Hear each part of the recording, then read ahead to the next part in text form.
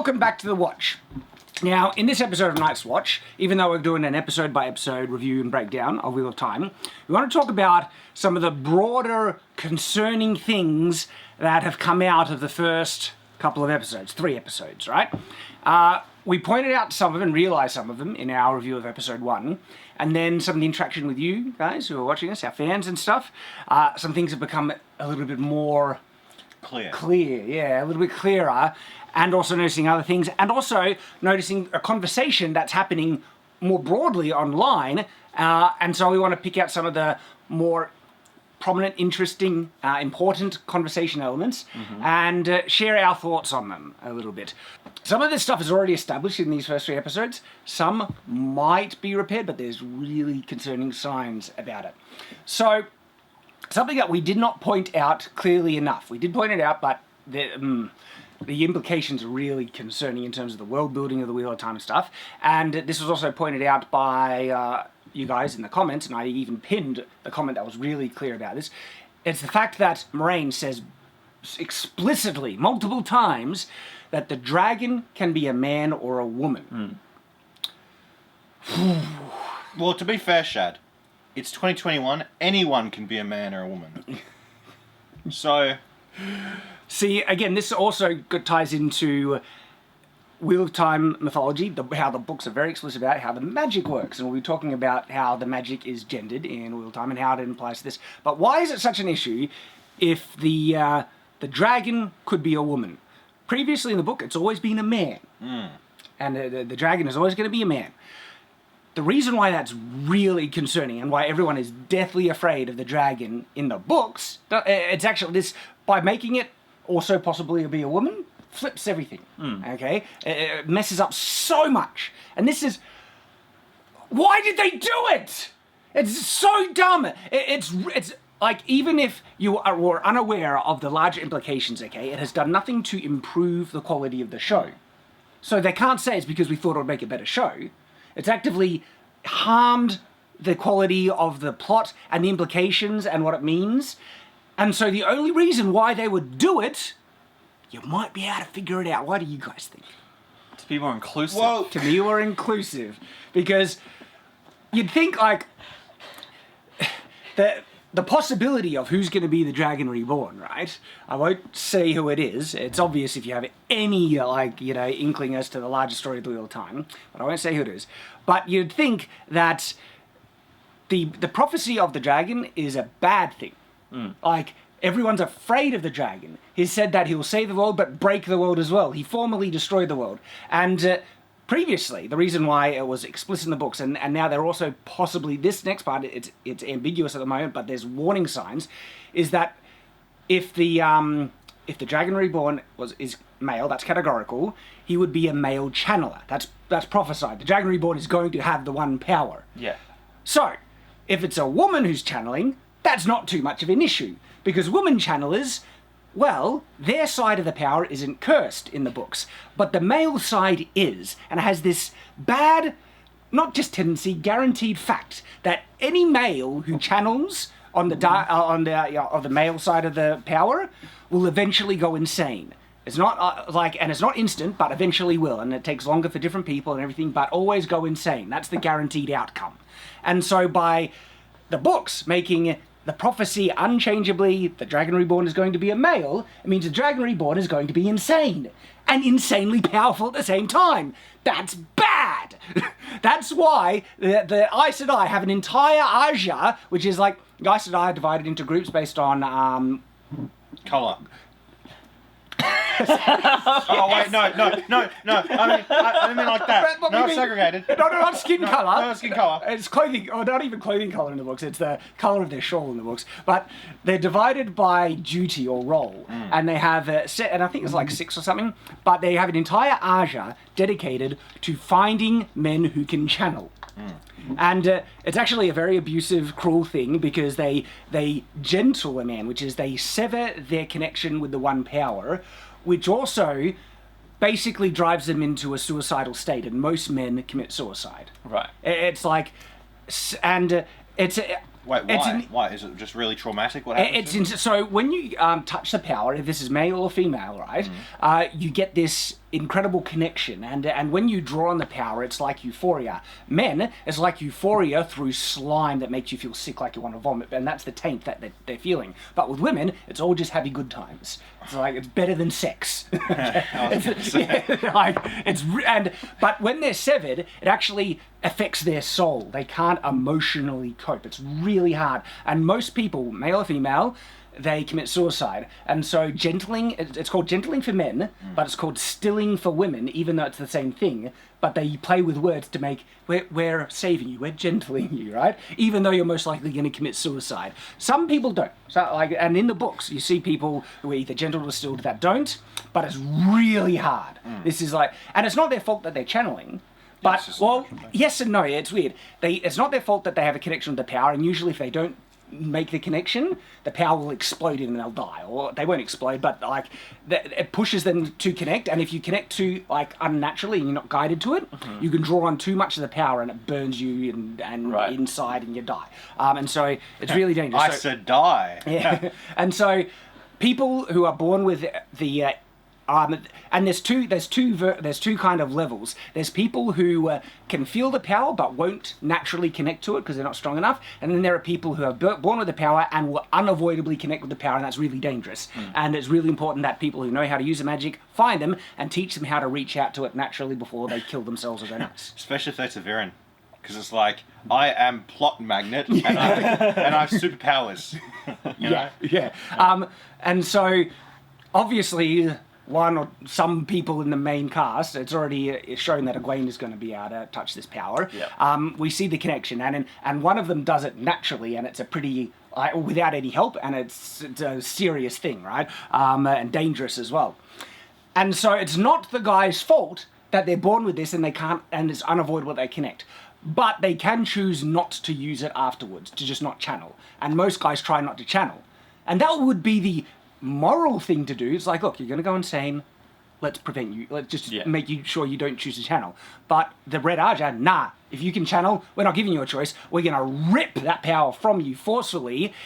And it's almost a death sentence. It's like 90% a death sentence. And it's a very immoral thing to do. But you can see why they feel forced to do it, because they're such a danger. Yeah. It's like... Is it Matt? I'm not saying who. I feel like it's Matt. I'm not saying who.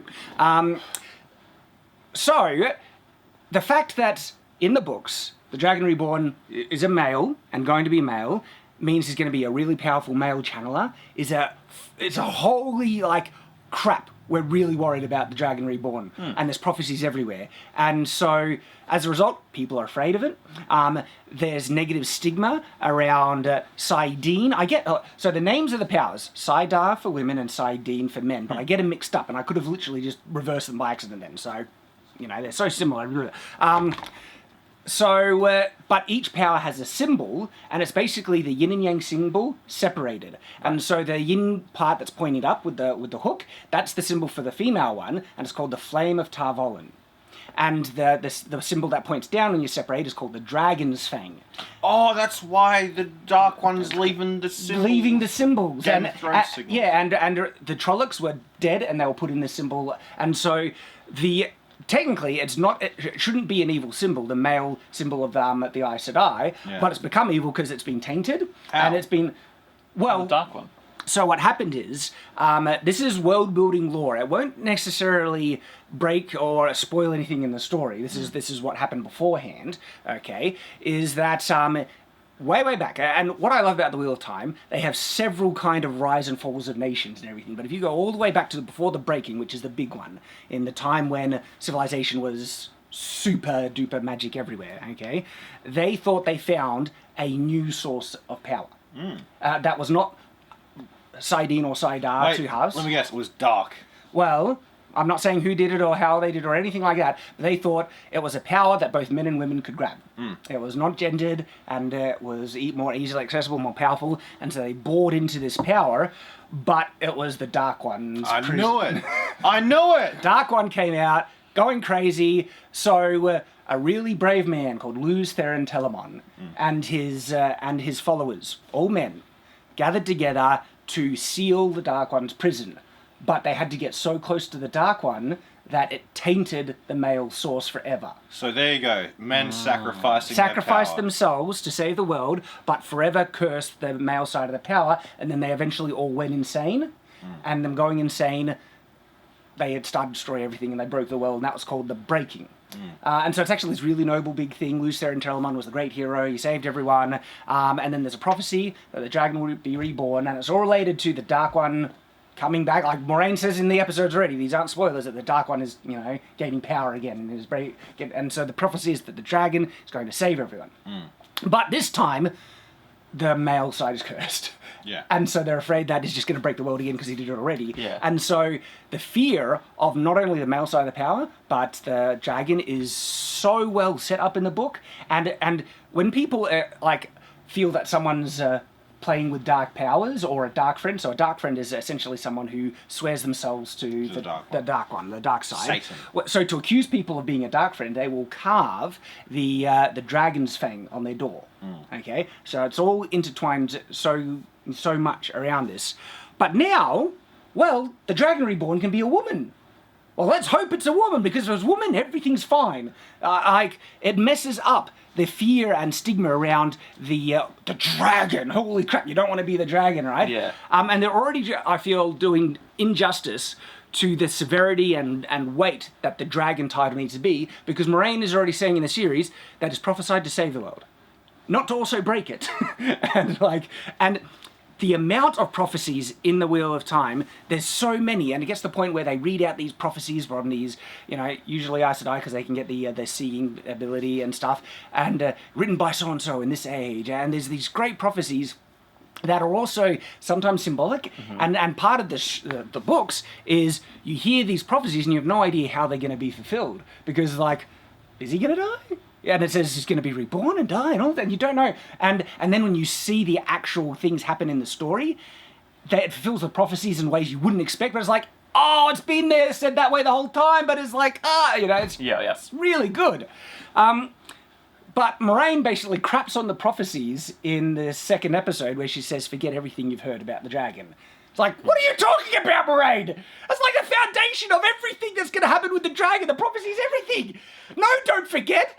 Study them really carefully so you know how to... It's like they're telling you through the screen, Shad, forget everything you know about all time, because... Exactly. It's the skin suit. So, the fact that they have said explicitly that the Dragon Reborn can be a woman ruins it. Messes up so much important world building that is the foundation of plot and conflict in the story. It's really bad. And the only way that I could see, I don't feel they could be true fans to do that. That I feel that they actually feel that the only way they can make this change is that they had active contempt for certain parts of the story, felt it was problematic, and it needs to be made better for the sensibilities of people who have very strong political views in the world. Absolutely. And I find that disgusting. I really they don't respect the work then. They don't. They're using it to conform to an ideology instead of being true to the story. And the story was great! Especially the stuff we've been talking about the weight that the dragon needs to have, and the stigma around all that stuff, that's all been subverted because of these big, you think they're small, they're big, but they're handled in the show like they're flip away throw, and they're going to ignore, and because of that, the show is not, just on these elements in regards to the dragon, is not going to be able to reach the weight and significance that the books did at all. It's not, and you would hope the show could be as good, but My question is, because people are comparing this to Game of Thrones. They say, that's the comparison to it, kind of like Hyper on Twilight, but, they don't really match up. And I'm confused why they're not following the books as closely as they did with Game of Thrones, because for a lot of it, Game of Thrones is very... The closer that Game of Thrones is to the books, the better the show was. Yeah, but then at season... but then once the book's finished... At season... No. So basically what happened is, season 4, what's his name? Was the best season, by the way. It had George R. R. Martin was working on the scripts all the way up to season 4, but he spoke to the guys who were doing it, the showrunners, and he's like, hey, we got to do these points and these points, and they're like, no, we're not going to do those points for the show. He's like, okay, well then I'm going to stop doing the scripts. And look at the marks, season 5 was awful, so was season 6, even though it had some cool battles. And yeah, so as soon as George R. R. Martin, the writer, the author, left, show went down the toilet. It's almost like he was a talented writer. It's almost like those books were successful for a reason. It's Yep. almost like you should have listened to him! Because, Shad, here's the thing, right? I'm getting a vibe that this book series is about men and women are different, but Yes. equal, and we all have our own special powers. And there's actually an overarching, wonderful theme with the book that goes even further. It's that we will only prosper and succeed and overcome evil by working together and overcoming our differences. And that applies not only between the races and people of the world, but very much between the men and women. Yeah. I like the one power. It's called the one power, yet it has two halves. Yeah. But the thing is, the most powerful feats that can be achieved with this magic is when these powers actually work together. And so that's why the Age of Dreams are so incredible, because it was men and women using the power working together. And when you combine Sidene and Sidar, they can do, the power comes together like it's meant to be together, and they can cast spells that are unbelievable. Like, you can even do this thing in the magic where you link with someone and you can draw on their power. And so women can actually link with men and men can link with women. And when they do that, that's when things go crazy. Like it's really good. And there's a message just in the symbology of this thing that it's one, but with two halves. Men, women, working together. The world has gone to crap when we have worked apart. The red Aja represents the aggression between women have to men, but also men not trusting Aes Sedai and all of that. But when they overcome it, that's a beautiful message. Yeah, but here's the thing, Shad. It's 2021, and men and women are exactly the same and interchangeable. But this thing, no, this is the saddest thing. I think the world, especially today, needs the message that the Wheel of Time is fundamentally That's built why on. they have to destroy it. Men and women are different, but in working together and you're working on the strengths that exist between each genders and how we complement one another, things like... Yeah, that sounds incredible. It sounds like... But that's why they have to destroy it. And that's what reality is. Yeah. That's what traditional marriage is and everything. Yeah. Like, we have not been able to build a successful, prosperous civilization without working together, men and women, right? No, Shad, it's all been oppression. Men have oppressed women for all of time. And men couldn't have done it, or women couldn't have done it without the other helping them out. We've all been in it together. But they want to make it like this one working against the other narrative, and they point out like cherry-picking parts in history when oppression exists, and they ignore the times when men are like just running off to war, dying in masses, okay, for women. But let's ignore that, and let's only focus on when women... Because yes, there have been times when women have been oppressed, but guess what? There have been times when men have been oppressed. Like, men's lives have been considered more disposable, and women's lives have, on average, been considered more valuable and protected. Think about the Titanic. Who was on the boats first, all right? And so... I can't stand this thing where they try and pit men and women against each other, when, no, for the most part of history, it sucked, and men and women were suffering equally. You think the Black Plague discriminated? No. It went after everyone, and we had to work together to overcome it, because life has been abject misery for a lot of points of history, and we do not appreciate how insanely blessed we have in the modern day. If you study history and how horrible it wasn't, just like heating your home, cooking food, getting food, everything like that, you would thank God every day for the luxuries we have in the modern day and wonder where these miracles come from, that we have electricity running to our homes so regularly, right? We've achieved that through working together. The Wheel of Time has that fundamental great message. And I think these messages resonate with people without them even realizing it. And I think Some people. Yeah, but I think that also... Because people say, like, there's just something really great about the gender dynamics in the book and not really understanding the depth of truth that's there. And I think you can contribute some of the success of the time, separate to just being really well written, great characters and everything like that, but it has a message that resonates. Yeah. And But what do you call it? Stormlight Archive has a similar thing, where women are like responsible for finding all these little things that help them forward the plot, and men go out and do these massive, acts of heroism, and it's just like this really good dynamic. Well, women do. It's vice versa as well, but like... I can only imagine when they do the Stormlight Archive book. Brandon will have more control over it, I reckon. It depends. Brandon also wants to turn what's-his-name into a woman, Ham. No, he's entitled to that. I know, but I don't like that. Ham's a big buff guy. It would be a different character. To me, it wouldn't be the... it wouldn't be the same Ham. I love Ham. And I would prefer a more traditional interpretation, but he's also an extremely talented writer, and he knows what the story... It'll be different, but different in other good ways, because he wants to show the story in a different way and in a different medium. But I like Ham. I know you like Ham. I like Ham too. When he gets into a fight, he goes ham.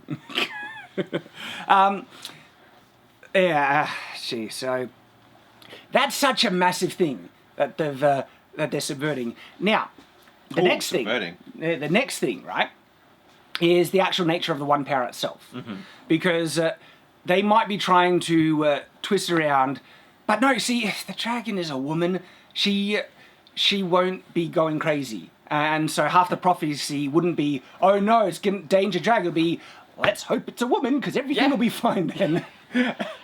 They've only touched on men going crazy slightly in the book, and it's what Leandrin says. Now, No, wait. What do they actually do with their craziness? It manifests in so many different ways. Sometimes they see people that aren't really there. Sometimes they think they're under attack, or they have false memories. Or But do they do any damage? Well, yeah, they very reliably can go. It's usually a lot of paranoia, and then everyone's against them, and they might think they're killing a darkspawn when it's actually an innocent girl or something like that. Yeah, it can get really bad, really bad. Like Luz Theron killed his wife and all his loved ones and everything, like because of madness. You got to break some eggs, man. It's horrible. It's horrific. I mean, you weren't there, so Yeah, the prologue shows us, which is effectively all it didn't show me. Wow. Where was it? Where was it? Amazon. So, all right. What Leandrin says can be interpreted a couple of number of ways, and I want to go through the different interpretations, but also point out the implication that it could, like, this could be really bad. So, the books have gendered, the one power is gendered, okay? Leandrin says this power is not meant for you. Now, she could have been referring to the one power as a whole, meaning even the male side isn't meant for you, okay? That could be a way of interpreting it. When oftentimes referring to the power, either male or female, it is referred to as the one power. Yeah. So she could be doing that. Okay. She could be referring to the fact that it's not gendered at all, and whoever tries to reach the power, it's the same power, and she's like, the power I'm using at the same time, you're not allowed to touch that. Yeah. So the next thing she says is that when men touch it, they make it filthy. Okay. She could find it in front that even men touching the men's side of the one power is... it already is filthy, though. It is already, you're right, it already is filthy, but she could be offended by the fact that the powers are connected, male and female, and that by them touching the male side, it offends the female side, and she doesn't want... Because it is the one power with two sides, and so by touching that, you're technically touching the other one because it's the one power, and so you're making my side filthy because you have to reach through the taint, and... That's like, because the other thing, Leandrin, she's a character in the books, she hates men, and there are other aspects of her character that I won't spoil that can explain that line quite clearly. Why'd they put her in there very first, front and centre character for the prologue? But Shad, so...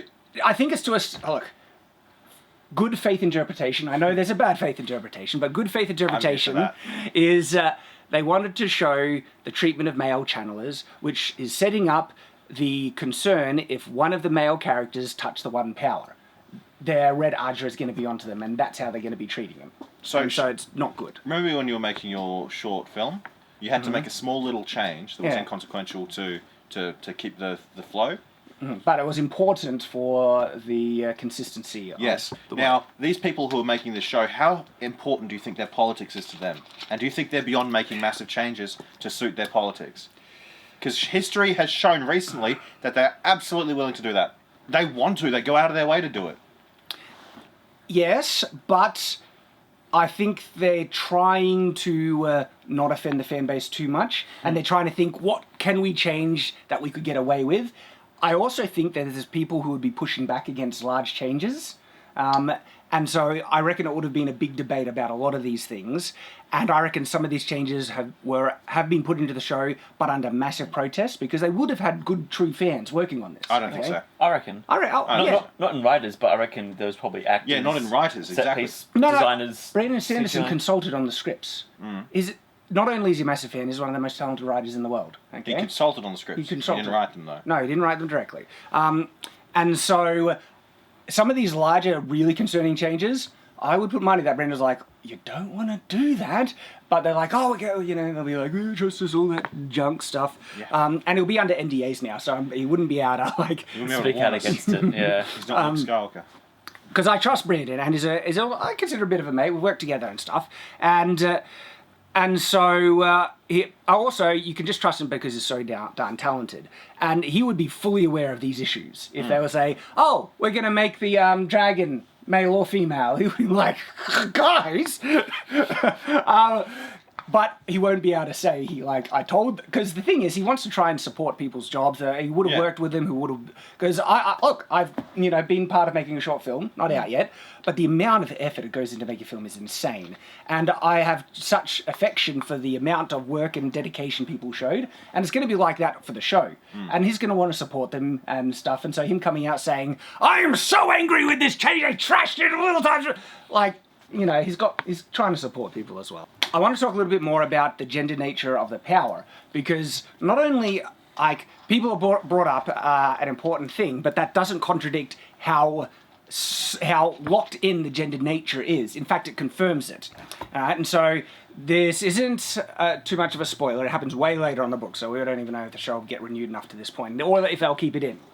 But there is someone, a male channeler, and he's a bad guy who has the power, right? He dies. Mm-hmm. The Dark One brings him back alive in a woman's body. Okay. And guess what? He can't touch the female side of the power. They're going to change it. They're going to change it because that's offensive to people now. And so that does contradict the thing I said that it's tied to genetics. But it means it's more deeper and ingrained in that. It's tied to someone's soul or brain, right? It's like, you can't separate this. Even if you changed your genetics, if you are a man, you're still a man. It's impossible to change. Shad. So, while watching this episode, I got bored and went on Twitter. And I read a post from a trans woman. Yeah. And they were not happy about the gender roles in fantasy. Did I call it? Have I called this whole thing? And I was actually shocked the amount of support that post got from people being like, yeah, hopefully they change it in the... Well, Nathan, she's a trans woman on the internet. She's going to get She's writing her own fan fiction about it. Going to do a trans man story. It's funny because Amazon's doing the same thing. But yeah, I just read articles about, people who are writing the story and when it comes to... Oh, what do they say? Should I read up some quotes? Please read me some quotes. So their opinion is that Wheel of Time, the original series, is horribly transphobic. In its core world building, which must make everyone who worked on it a horrible person. Or if anyone agrees with that type of... They say it's an outdated 90s ideology. Biology? And Yes. Biology hasn't changed! In the modern world, there's always been trans people. Always, throughout history, and so it should be included. The thing is, I think Wheel of Time has trans people in it. I think there's a person that just dresses as, the other gender. It's not saying trans people bad or anything, they don't exist or anything. It's saying, guess what? Men and women are different. It's built into the fundamental world-building blocks of this series to the point that it's your soul that has a gender. And even if your soul is put into another body... you're still the same gender. I think it's come to a point now where gender isn't biology. Well, they don't. It's whatever people for them, believe. it's in their head, and so they would assume... Well, they think it's brain chemistry. And so that's what, when changing genders, then apparently your power, your source to the power should change as well. There's this show, I think it's either come out recently or it's about to come out, where it's about Vikings, right? I'm not sure if I think it's the new series of Vikings. There's a famous Viking lord, because it is based on history, right? There's a famous Viking lord called Hagen or Halgen something. Mm-hmm. Danish sailor, warrior. Obviously he's going to have really pale skin and blonde hair and blue eyes, something like that, right? Mm-hmm. Change it to a black woman. They don't care, Shad. Well, it's all about pushing the narrative. They care hugely, because if you changed a black character into a white person, oh yeah, the insane rage they have is next level. Yeah, and if that was a historical figure, it would be unforgivable to them. Yet they've literally had shows made recently where they've made Anne Boleyn, one of the whitest white women who's ever been white, as a black woman in the show. I love that. The whitest white woman to ever white. She was a woman in power as well. Yeah. But no, she was just a woman, but she was white, she had privilege. So she'd be a black woman of power. The world is going Then upside the down. privilege, the literal privilege of being royal is okay. So, these issues that we're seeing signs of in the real time are big issues. They're not small, all right? And they are very disrespectful to the source material in terms of changing some big, important things about it. And so, will the One Power be gendered or not? Even though what Leandrin says can be interpreted to still establish that it's gender, and they even said that there's these animated shorts that Amazon have made that's related, like there's like a prequel short or something like that. I haven't watched them, but one said that referred to the side in and side out, or two sides. So maybe, you know. Shad, just assume the worst. Just assume the worst, and you won't be surprised. No. I'm going to hope for the best and rage if it's bad. Hope for the best, but expect the worst. Expect the worst. We've got 3 episodes in. What's your favourite part of it, Shad? There's actually things I do like. And Yeah? we're going to do an episode 2 breakdown. Is any of it to do with the actual story? I think so. You think so? Actually, one, yeah, very much so. What was it? I'll tell you. We'll I'll get tell you there? now, Okay, Rudy. I'll hold you to that. There are other things I want to discuss, but what really illustrate some of these big changes and how fundamentally affects the story and how the characters in the world react and things like that and all that. But it does make me wonder how they will do the corrupt, because you need the corruption. You need, when men are channeling, they go crazy. And if they make that what Leandrin said was actually accurate, that it's men corrupting the power, that men are cursed or something like that. It's 2021 and to live as a man is cursed. I wonder if it could work narrative. They'll try and make it work narratively wise, that men channeling are still going insane, and that can try and keep similar things. They might have a bigger reaction when they find out who the dragon is. There's no spoiler if you know the books, unless they change something hugely fundamental and make the dragon not a man, which would...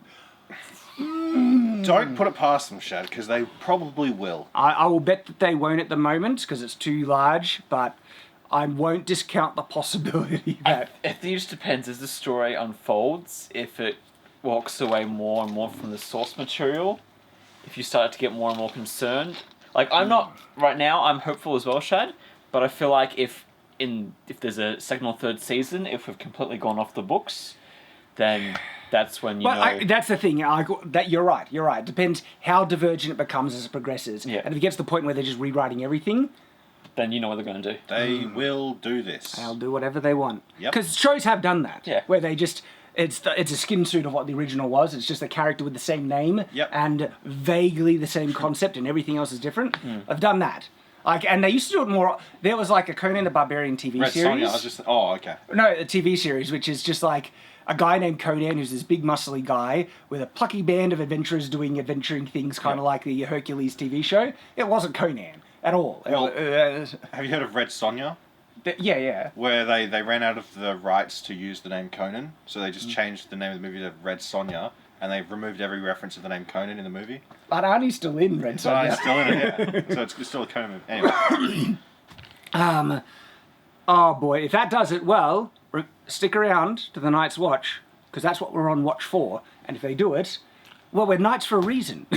We will crusade. We have swords. Think about this, Shad. We will launch an online crusade. The books. The guy wrote the books with the bottom line of telling a really great story. Yeah. Amazon have 2 bottom lines. Money and wokeness. They will absolutely change things. Absolutely they will. And they have. And they will continue to. And it'll just... As the river of time flows further down for this story, it'll get worse. River of Time. I'm saying that as the story Wheel progresses. of Time. Oh, whatever. Say. Well, there's two rivers. Get it right, Oz! Perrin's wife. There's been a criticism that... This is one of those rare changes I said I liked. Hang on. What do you say? You're I'm listening to you, because people said that they didn't like it. Well, I think some people said that they did. It's a mixed bag. And I understand people completely when they say it changes. They don't like any changes. They wish it was just closer to the book. I think a lot of Perrin's arc could be very much the same with this change, and it could enhance it. And I think they've been doing Perrin really well in the show in terms of how he's been responding and dealing with it. Like we just rewatched episode 2, and Perrin, like, he's barely saying a word, but every time anything similar or reminds him of it, you see it in his face, you see him trying to deal with it. It's really good. He's mopey the whole time, though. All of them are. That's my biggest problem with this. Everyone's mopey except for the blue lady. She's the only one with any character. We'll get there in the episode. We'll get to that, I agree. So, okay, some people just saying they don't like that they gave it. I think it does, like with Perrin specifically, because it's not a womanizer or anything like that. It works mostly well, and there's interesting fan theories. I noticed this, and I before being told, I was like, maybe, but I wasn't sure I was going to do anything with it. If you watch episode 1, Perrin hits her in the gut, but what's her position and pose when she does it? It looks like she's about to attack him. She has her thing raised and everything. But to be fair, he did just strike down a Trolloc. So was she aiming for the Trolloc to help him out, or was she trying to kill him? People saying she could have been a dark friend. But then, why were the Trollocs trying to kill her? So, I think it's thin, possible. All right, but no, the larger criticism is people saying that she was fridged. fridged? It's a false trope. Like it's a trope that people say when a character's introduced, and their only purpose is to killed to enhance or give another character emotional thing, and the trope is it's usually always women, and then they criticize it. But I see very few people ever criticizing it when men are fridged in shows, and they've done a lot more than women. Yeah. Have a look at how the. Haven't you seen Saving Private Ryan? Have a look at the henchmen of a bad guy's base, right? But you'll say it's not fridged because it's not meant to give an emotional thing to a character. The thing is, this is why I really hate this criticism, it's not universally bad. It's all about the execution. Yeah. And I've seen people who even acknowledge it as a bad trope, but then they're like, but it was actually worked in the show, which means they're acknowledging without them even realizing that the trope isn't universally bad. It can be done well, and there's nothing wrong with introducing a character for the sole purpose of giving the main character, the focal character, emotional depth, conflict, or anything like that. But people only seem to point it out if it's a woman that's fridged. Because it all goes one way. I just think of like every superhero ever. All their parents are dead. Yeah, Uncle Ben. Uncle Ben's died 6 times. Batman. And Is anyone complaining that Uncle Ben was fridged? No! It was really important. It sets up Spider-Man's whole arc and his ethos and fundamental philosophy. But the sole reason Ben was killed was so Peter Parker would become a superhero. The entire planet of Krypton. I mean, but he's a man, so it doesn't matter. It doesn't. Furthermore, And so look, I love overly sarcastic productions. I know they've done a video on it.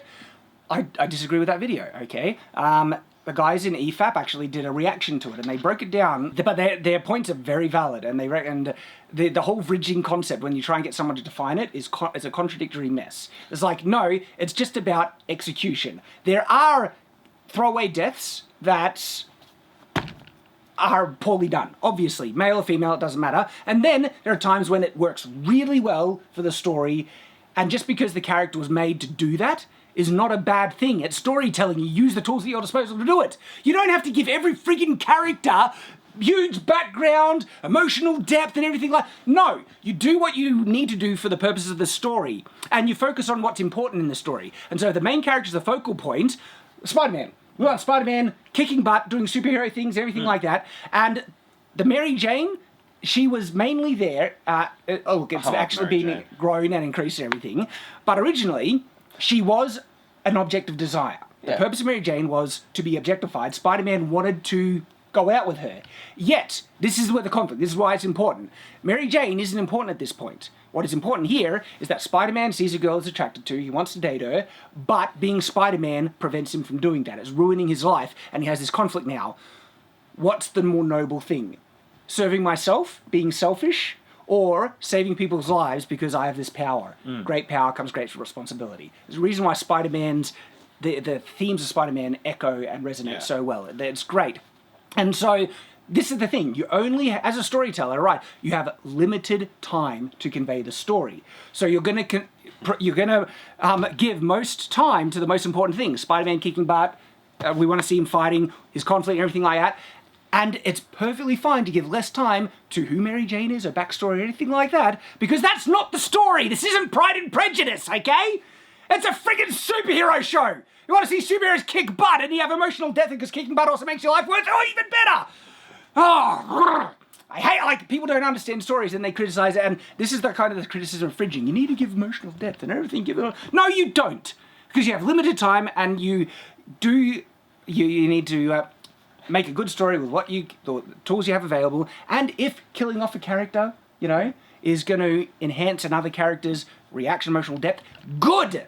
I feel that enhanced the story. It makes Perrin's arc more deep, and they're not treating it lightly. Have a look how Perrin's dealing with this. Yeah, but that even for me, it's like he killed a character we have no idea about, and he's sad just like everyone else. No, I think they're doing it well. They showed that he was trying in the marriage. Something was weird in the marriage. He didn't know what, but he was trying. He was trying to, and then he's really conflicted about it. Like, they're conveying it well. Well, there was nothing like. Sure, there's something odd going on, but we don't get enough time to have any idea about it.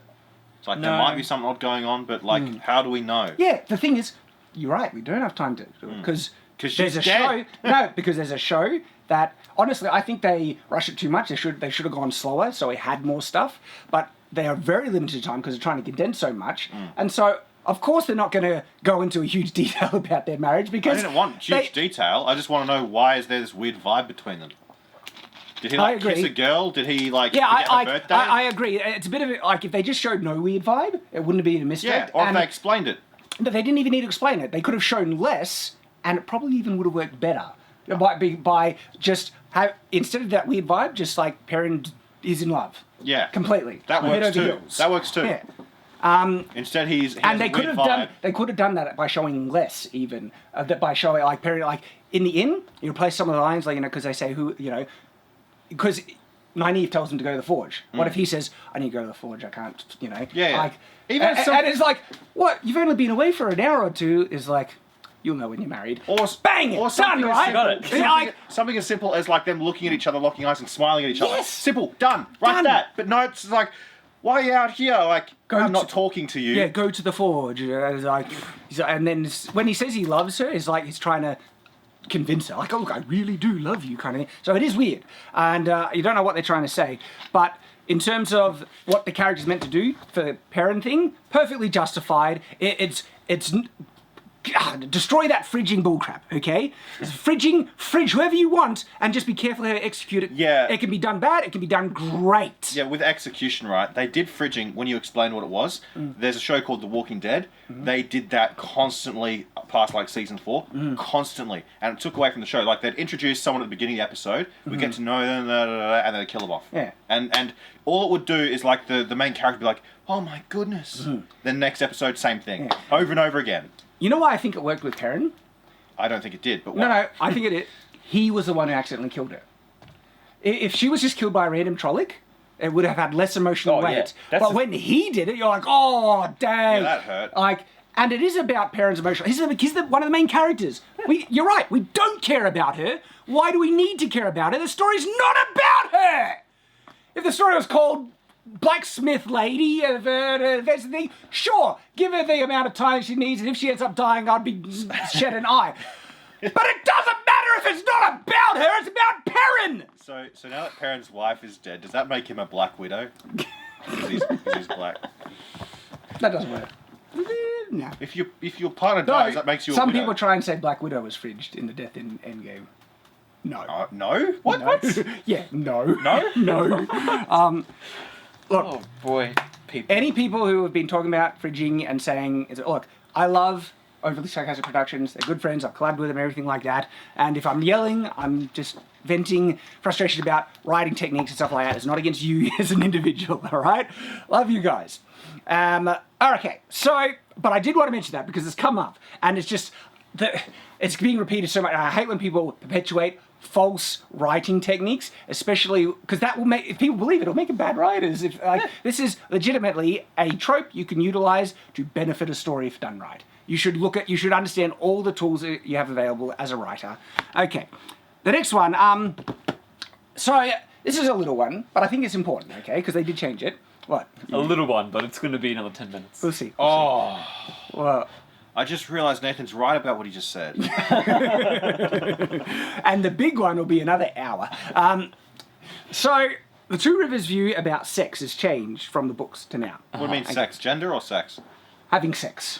So not gender. Actually, you know, the thing that Actually, creates of course. babies. Okay? Yes. So, a couple of things. I think there is contraception in real time, but the Two Rivers don't have it.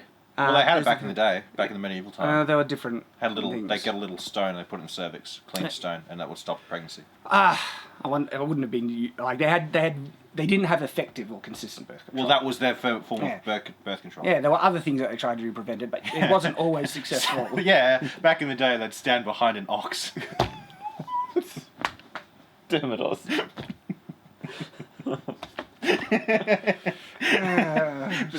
Stop I have to inject Degenerating. something into this. generating our discussion on. Anyway, that was just one way I felt there was easy explanation why the Two Rivers was far more conservative in the books. In the books, and the characters actually played that out. So when Rand has, for instance, Rand is a character, right? He is? He is a thing. You know, I'm saying this isn't I a just see spoiler. him as a mopey This face. isn't a spoiler, and he's already had sex in the show, so you're not going to be shocked that if he has sex again. But in the books, he obviously has sex sometime, but in that instance, he's losing his virginity. Right. Okay? And his reaction is significant with the relationship and all that stuff of who this is, and it's related to his more conservative, prudish nature growing up in the Two Rivers. He's like, after it happens, he's like, I have to marry you. It's like, we've done this, we need to get married now. And so they've changed all of that, and it's just sad, because it was really good at the innocence, the prudence, and because the characters do go to places that are more liberal with sex, and places that aren't, and their interaction was really good. And the Two Rivers being isolated, it worked so well for them, because they, like, in the books, if Rand and Egwene had sex, the women's circle would come with pots in hand, and like it's a shotgun marriage basically. If you don't, you're gonna get smacked down. Yeah. Like that's the way they handled things. But it was the first episode. They needed to put it in there, so It's just Got to it's keep politics. the teens engaged. Yeah. It's normal now. what did it do to enhance the story? Yeah, that's my point, Shad. But they did it anyway. It did nothing. Like, you could still have Rand and Egwene's relationship, and it already sets up in the book that they were basically betrothed without it being official. But families knew, they understood it, we are going to get married. And she was already Nynaeve's apprentice, and so the whole I'm going to be a wisdom, I can't marry you wasn't a thing. But if they really wanted to do it, they could still do that, and the marriage is off, and have the whole, Rand being upset with her because she's basically, breaking up with him and all that. That would have been the same.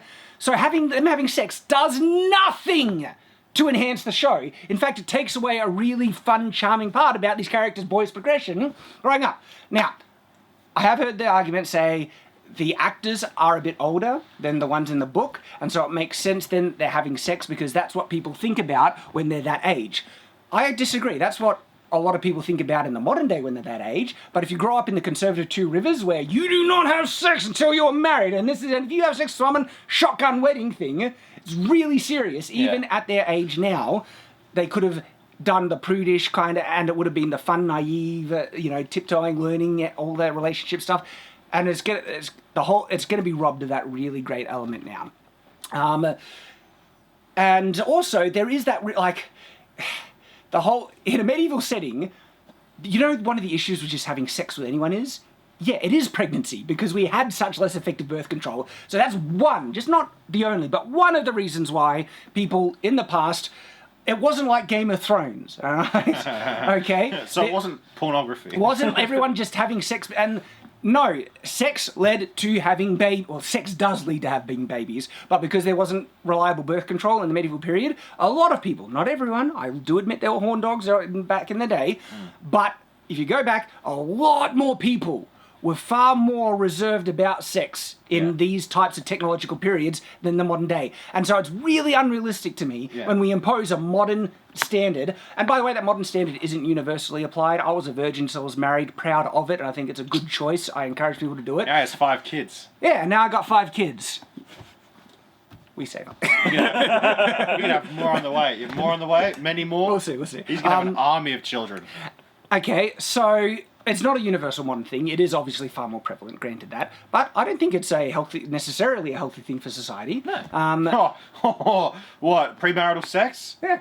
Premarital sex has had disastrous effects on the sexual revolution, and its consequences have been disastrous for the human race.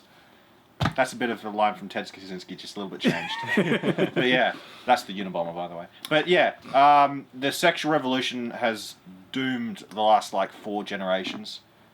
It led to fatherlessness in divorces. Okay, it's led to far more abortions, far more divorces, far more fatherlessness, which has led to homes, far more crime, which has led to far more instability. This is actually an important part in terms of looking at children raised with fathers versus without fathers, and you can even extend that to just single parent homes, but it's actually more prominent in fatherlessness. This is recorded statistic. Even Barack Obama quoted this.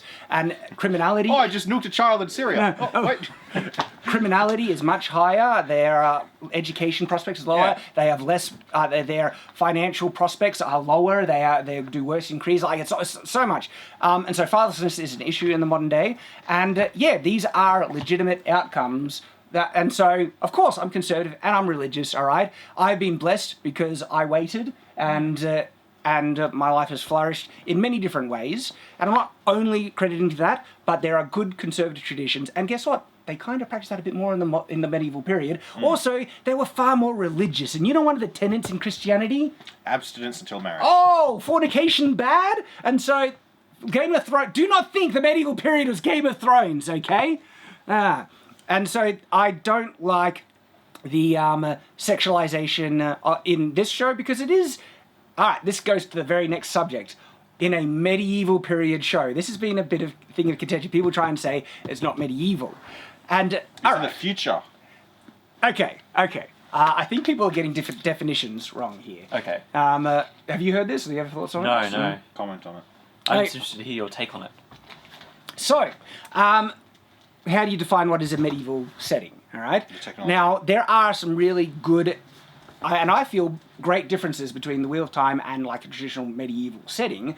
But when you look at medieval fantasy, nearly all medieval fantasies have a lot of differences to a medieval setting. Game of Thrones, I just talked about a big one there, their view towards sex and everything like that. Some of the biggest differences you'll find in medieval fantasy versus actual historical medieval period are cultural differences, but also technological differences. Do you think we had rapiers in the medieval period? But rapiers are included in every medieval fantasy around, okay? And so medieval fantasy has certain aspects that help define it that's actually not, is it exactly the same as the medieval period? It's actually more about technology level, government structure, combat type, okay? And also fun underlining elements of the society like farming. Okay, what is the farming technology at? And most people will be farmers, right? Which actually comprises most of the people in that society. And if most of them are farming like medieval things, it means that society is mostly medieval than other things. Now, I'm going to acknowledge, I know, Robert Jordan himself said he actually didn't like people comparing Wheel of Time to the medieval period. He said it's closer to the 17th century, but without gunpowder. Okay. The thing is, though, if you take away gunpowder from the 17th century, you have something very close to the medieval period. But you might say, oh no, what about other key differences? Well, this is where I push back and I say, look, if you legitimately look at Wheel of Time more objectively, it is actually vastly more medieval than Renaissance, 17th century and other things, because they used to point out they have clocks and they have printing press. Printing press was made at the end of the medieval period, so the medieval period did have the printing press, by the way. But not many other things, right? If you look at government structures, kings, queens, right? You're not having, monarchies done away with and senates ruling and other things like that. And that was also mostly the case in the 17th period as well. But if they're the same, you can say it's 17th century, but you could also say it's 14th century if the government structure is essentially the same. So which way is going to sway us? It doesn't sway one way or the other. The other way that would sway us is, okay, what's the technology level? How are they farming? All right. The other thing, the culture and fashion is a big indicator as to what period the Wheel of Time is reflecting more. Very anachronistic. It's great. I love that Wheel of Time is anachronistic and brings in other things. I love that Wheel of Time has other cultures that are clearly based off of a mix. He rarely ever lifts one culture and plants it in back, another. He's based, you know, the borderlands, the Shinarans, not just off of like China, Asia, but he has other things that are mixed in, but there isn't a general Asian feel. Yeah, they've got samurai swords, the katana, which can cut through anything. Shut up. Stop trying to trigger me, Oz. Oh, shut, that hurts my feelings. But like the Aiel, they have, you know, some Comanche, some Middle Eastern, Have we seen them yet? some African. In episode 3, you see a dead Aiel. That wasn't the tribe that helps the people? That helps No, the guys? no, Okay. those are the Tinkers. They're That- Upper Unmere. they're based off Romanians. Yeah, but also other things as well. They're actually a mix. Yeah, Romanians, Turks, Jews. Yeah. And so he's drawing from lots of different cultures. And so the cultures that the Wheel of Time usually dwells in a lot is obviously Two Rivers, Kyrian, and Andor. Those are the big ones. And I'm sorry, when I look at it, there are stark medieval elements. And if they're the primary setting, Wheel of Time is definitely medieval technology, with only a few exceptions, like, you know, printing press is not really, but clocks and other things like that. But if you look at, yeah, they have clocks. But if you look at farming technology, government structures, fashion, a lot of the fashion people are describing, with only a few, like especially in Andor and Kyrian, are very medieval. Late medieval, but medieval, okay? And so people are free to disagree, but if people say you shouldn't call Wheel of Time a medieval setting, I would say there's plenty of evidence to justify that. But wait a minute. Perrin's wearing a leather, like, jacket almost. Rand's wearing a sheepskin jacket. Yeah, when I say fashion, I'm saying similar technology to the fashion being pressed. It's not one for one, because medieval has a very distinct fashion They'd be wearing a lot of style. skirts, wouldn't they, if it was medieval? Yeah, there'd be more tunics, but also different colours like houplons, I have a whole video. Things we didn't see in the show. Yeah, things we didn't see in the show. But they are cutting and making things, like see their jackets? They do it in a cut and design that medieval technology would have, not 17th century. The 17th century fashion was a bit more flamboyant, okay? But in terms of lower common address, it's largely the same in some instances. It gets a bit more simpler with the medieval period, granted.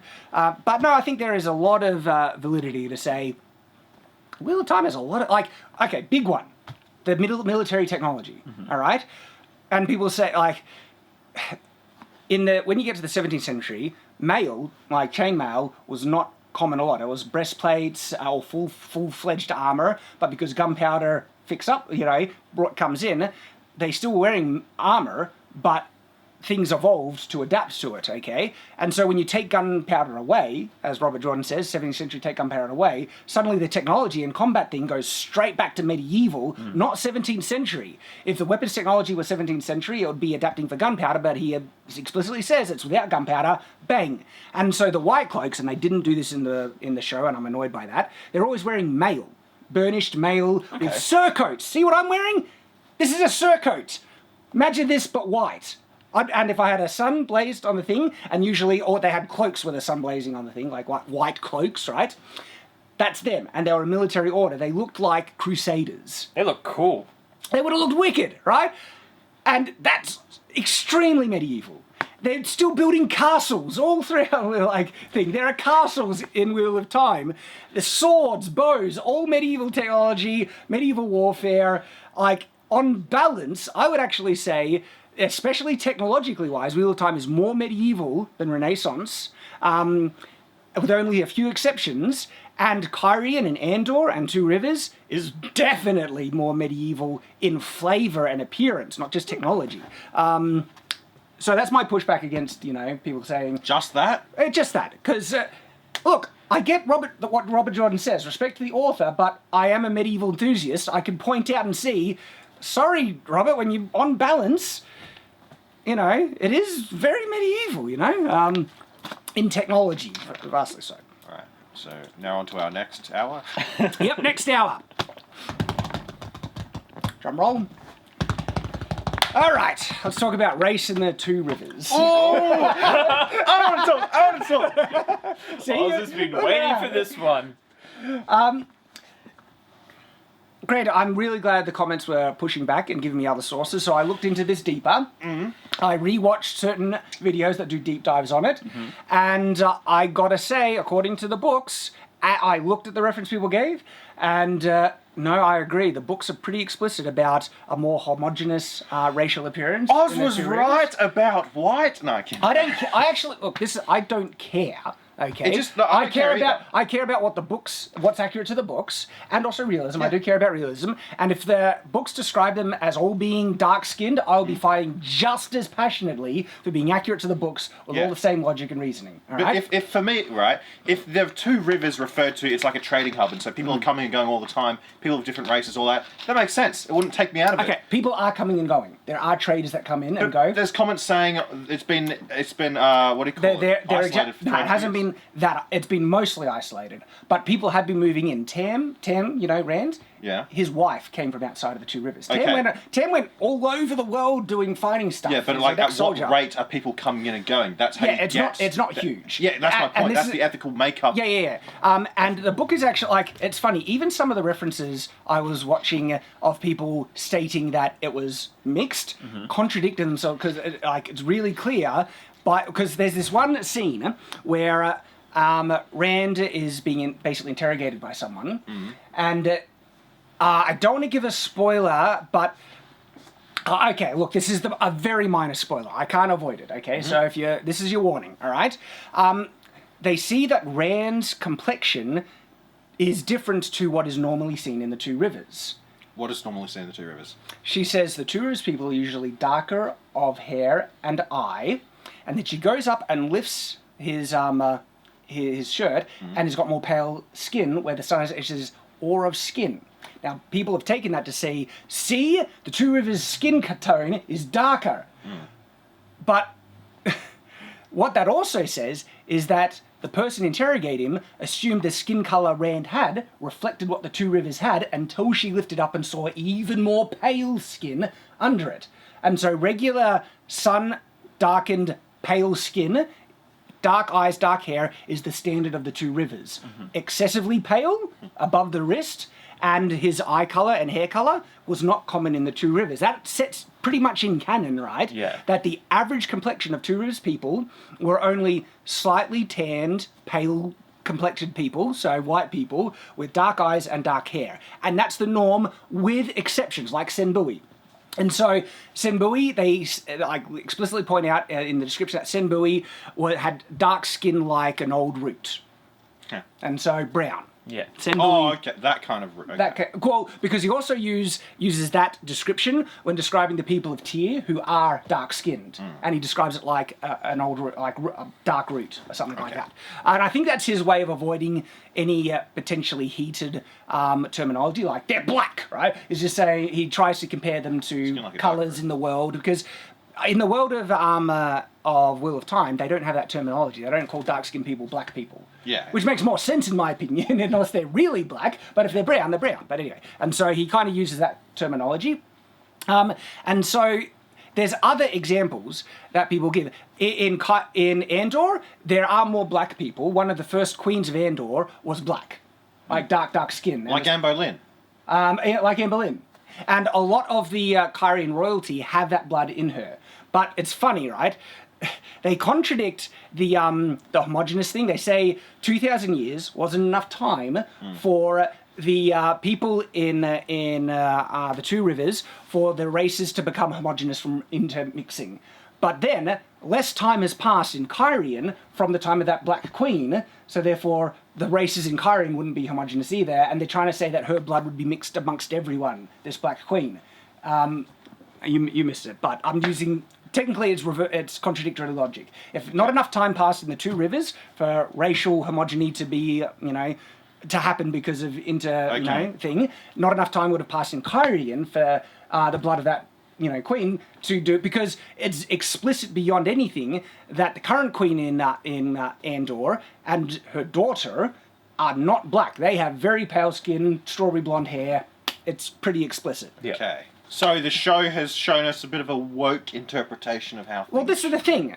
I think the book is pretty clear, and I looked at other sources as well. I mean, look at this. I'll quote this one because one of the commenters actually shared this. I appreciate it, guys. One of the commenters called me a bigot, ignorant, and I'm just thinking, I take that as a compliment coming from these people. Don't even pretend to admit it, because I'll be just I'm taking not a this bigot, and I'm confirmation. definitely not ignorant. Okay, Perrin. So something interesting happens to Two Rivers that bring in people from outside the Two Rivers, basically. When? This is in the book Knife of Dreams, and they even give us a page reference, 606. He sees foreigners within the Two Rivers, and he notices that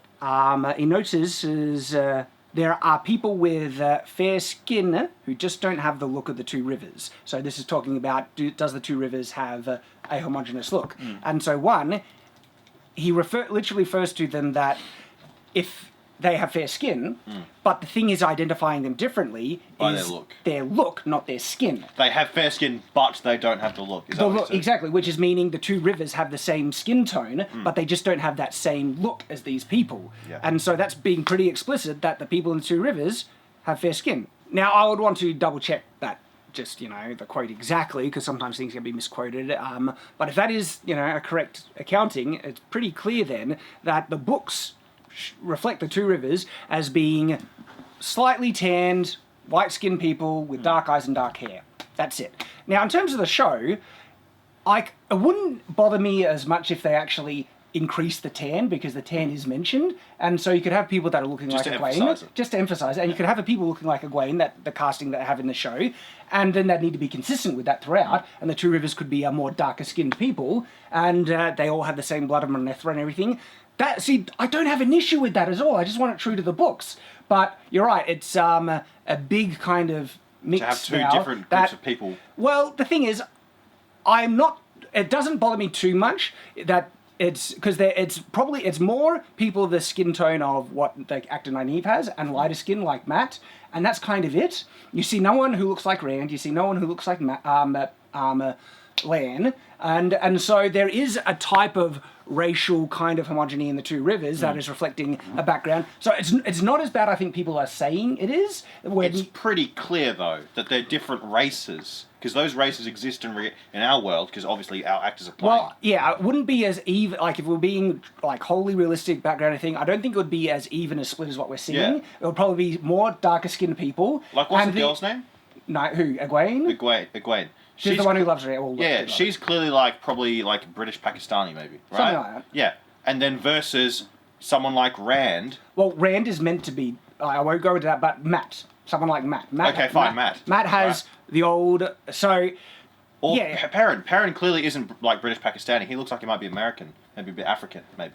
Yeah, right? yeah. So I'm just saying, you can tell on a subconscious level, and I just wanted it explained a little bit. That's all. If it's a trading hub, it makes sense. There's all these different people. Well, it's funny. They could have changed. They could have just mentioned that the Two Rivers is in this adaptation, a more trading It's hub. just one more thing they changed. But the thing is, this is the thing. The Two Rivers, I would dislike that, because the Two Rivers actually is an important part in the book, and it has already come as to why, because of the old blood of Manetheren. Oh, okay? So blood is an important thing. Blood is an important thing. And Moraine even says that, the blood runs strong, in the Two Rivers or whatever. But like these that. people look so different. Well, the answer that people try and say is that Manetheren was a very racially diverse place. There's no real references as to the makeup of Manetheren, except for the references in the book that state that the Two Rivers is more racially homogenous, with darker pale skin, brown eyes, brown hair, and that's what, Manetheren look like. There's the reference and connection point, but there's nothing saying explicitly what Manetherens look like. But the point is that the blood of Manetheren is important, and it manifests in elements of the book, so you would want them all looking like what Manetheren did, and then to try and justify it, you'd say Manetheren was a diverse place. 2,000 years. So some people are trying to say that 2,000 years isn't enough for it to become homogenous if you're going really deep into it. What are you laughing at? I'm just remember how they sing the song about Manetheren? Yeah. And then the lady explains it, and I'm just thinking she starts with, Manetheren was a very diverse and culturally acceptable place. Then the evil people came. I'm just, yeah, man. This thing's just going to get woker and woker as it goes on. So woke joke. No, there are things that I've really enjoyed in it. They're coming for everyone, dude. But I don't like some of the big changes they've made, but there are things that I'm enjoying in it. We'll see how we go. But if this goes off the rails, trust me, I'll crusade as much as anyone, right? But I'm trying to give it the benefit. It's better to be charitable in our, reviews. Not after everything they've But done. if they cross a line, that's when it's like they don't deserve charity, all right? So we'll try and give them the benefit of the doubt. But yeah, because of blood of Manetheren, it's important. Now, again, 2,000 years have passed. That is 66 generations, and depending on the amount of people that were left behind, I think that would actually mean there'd be a lot of. That's fair absolutely. enough. But people have been trying to say that it's not near enough time. You need 10,000 years. It's like, Well, like, look at America. One, it depends on population. It depends on isolation as well and things. Yeah. Like, look at America, right? There's a thing called mulatto in America. Well, So there's a lot of intermixing of different races.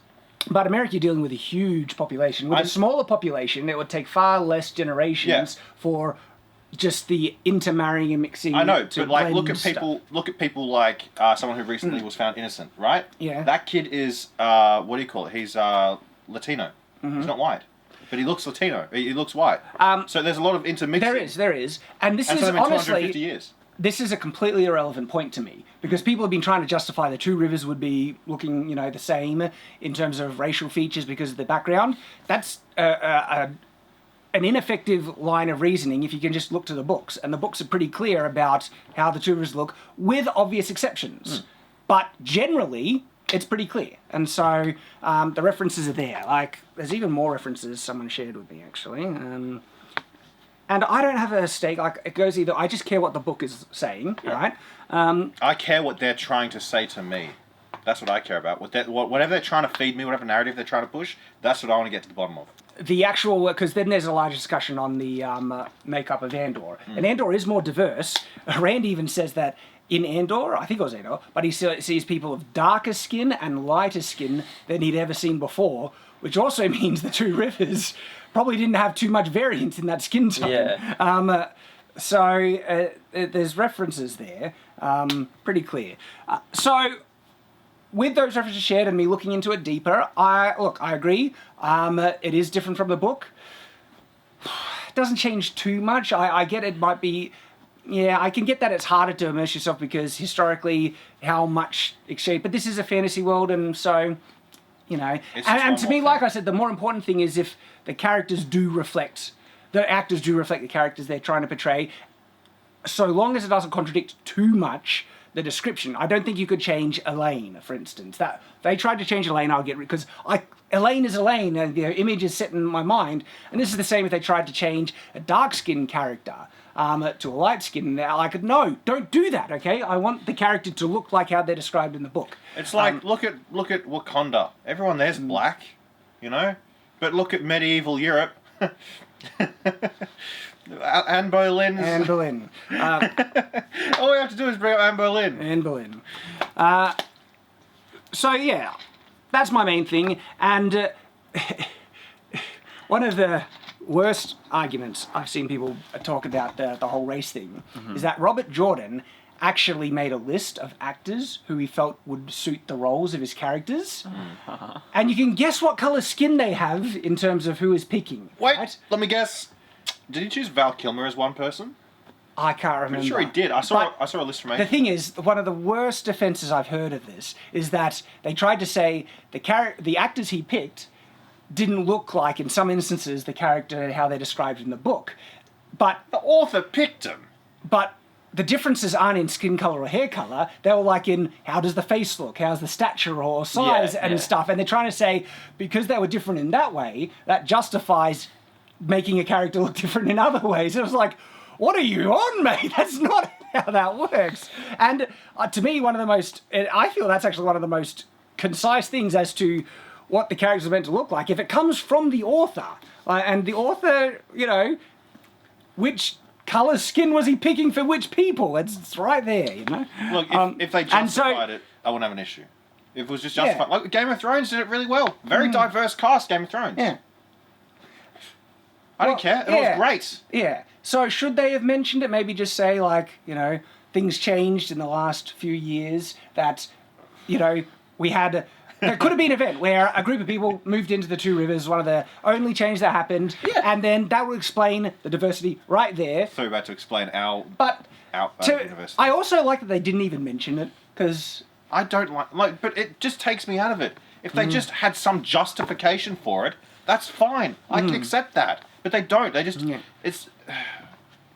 And it's not like it's been a vacuum, right? Yeah. We Well, see it all in pop culture One now. of the things that works against it is the fact that the blood of Manetheren is a plot point in the story, and it affects the characters, and that has a genetic, background with their genealogy, their heritage, where they come from. They all need to have a heritage of Manetheren somewhere, but that still could be explained if, a different group of people moved in recently, and then you have a mix of people and stuff, and it wasn't nearly long enough for it to all blend through and stuff, and then, So it could have justified it with a single line, granted, but to me it's not too much of an issue.